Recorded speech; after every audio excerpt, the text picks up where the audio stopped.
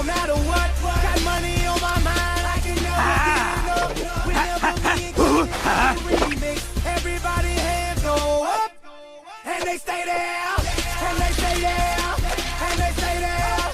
I win! What did I just watch? Anyways, this was actually from the episode The 87 Cent Solution.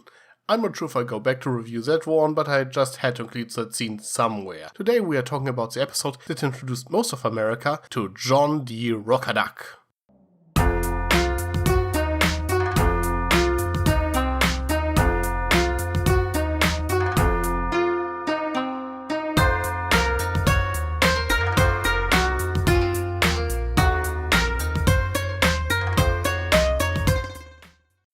When I was a child, I read a lot of Duck comics, and one thing that always struck me as odd was the complete absence of Glomgold. He only appeared in like one story I can remember. Instead, Scrooge often had to deal with another rival, John D. Rockerduck. Yeah, like Favory Duck, he is one of the characters that are actually pretty well known outside the US. However, unlike Favory, Rockerduck was actually created by Carl Barks himself. You know, the guy who created Scrooge and wrote the comics DuckTales is sort of based on. But he only rarely appeared in American comics afterwards. However, he then turned into a mainstay in European comics instead. You maybe remember that I did a video on him before, comparing him to Mark Beeks. But feel free to forget everything about it, cause besides name and appearance, which is different but still recognizable, he is a much different character from the Rockerduck I know. The biggest difference of course being that Rockerduck is a contemporary rival to Scrooge in the comics, while this version here is a wealthy businessman in the Old West. So unless he found some way to rejuvenate himself like Scrooge and Goldie, he probably passed away in the meantime. His attitude is overall somewhat fitting, I guess. The core difference to the comics is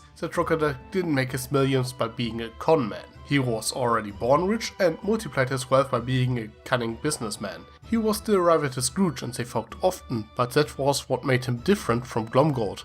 Now, with that being said, he did some shady stuff in the comics as well, and how far he was willing to go often depended on the writer, but I think depicting him primarily as a con man, as this episode does, is not quite fitting. With that being said, I don't really mind it so much. I point out the differences, but I'm not that attached to Rockerduck either, and they created a fine character for the show. He fits fine into the story, I like his overall design, and yeah, he's overall fun, and I would actually like to see him again if they do another flashback episode like this. And I consider it pretty cool that they even included him at all. I could also still see them doing a truer to the text version of Rockerduck at some point. You see in the comics it was actually his father, Howard Rockerduck, who got rich during the gold rush, so I could imagine that the showrunners created him more as a stand-in for his father, or maybe grandfather, considering that the show is presumably taking place sometimes after 2010. So I guess there's at least a possibility that the writers introduce a Rockerduck Jr. later.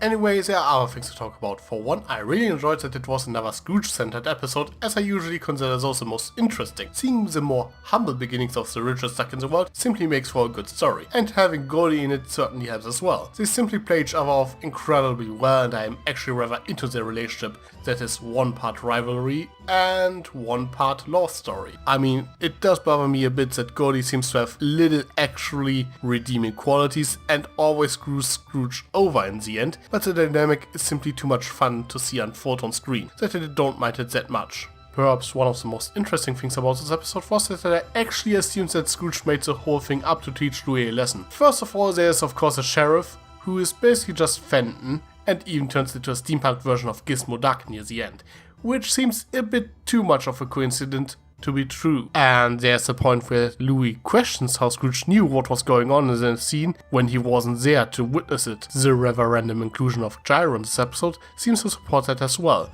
but then at the end, when Gyro returns to the present, it is confirmed that the story was indeed true, and the face Scrooge makes when he realizes that the inventor in his story and Gyro are one and the same is just priceless. But yeah, that was some rather well played comedy. When you are watching the episode, you simply don't expect Gyro to turn up. Why would you? It just appears to be one of Scrooge's stories after all. but since you don't see it coming, seeing him in the prison cell working on what appears to be a broken time machine is just instantly hilarious, as you can put 2 and 2 together without any explanation. And he returns to the present using a time machine bathtub. A nice callback to the original show. He also contributes to the plot in a meaningful way by giving some further information on Rockerduck and assisting Scrooge with his technology. And since I like this version of Gyro, I was rather happy to see more of him. Not to mention that his interaction with the sheriff were pretty funny as well. And then there's Louie. I do think that they exaggerate his laziness way too much in the show, but overall I like where they are going with him now. Like Huey, it seemed to me that the showrunners weren't exactly sure what they want to do with him back in season 1, as the whole Della plotline completely revolved around Dewey and to a lesser extent Webby, while Louie and Huey hardly got to do anything. So it is interesting to see that after Scrooge finally sat down to have a talk with him, that Louie is finally getting his own arc. The fact that Scrooge's advice backfired and that he now wants to learn from Goldie makes for a very intriguing plot point, especially since this allows the show to make more use of Goldie and doesn't just limit interactions to Scrooge. Now we could have an episode in which Louie takes along on one of Goldie's adventures, for example, something I certainly didn't expect to see. I like it when a show tries some new character dynamics, and this is a great way to do it. And with that being said, let's wrap things up. The Outlaw Scrooge McDuck is again a very fun episode. It was very nice to see Rockerduck in animated form for the first time, even if he is essentially a completely different character. I was also happy to see Goldie again, as she's one of my favorite characters in the show, and that unexpected appearance by Gyro sealed the deal for me. Besides that, I have to say that the show does a very good job exploring Scrooge's past, and I hope to see more episodes like this. But what about you? Did you like this episode? Anything that bothered you? Let me know in the comments below. I am Tricky Fox. Stay foxy. Sly as a fox, you got me under your spell. But you know I'll never tell that I know you know so well. Sometimes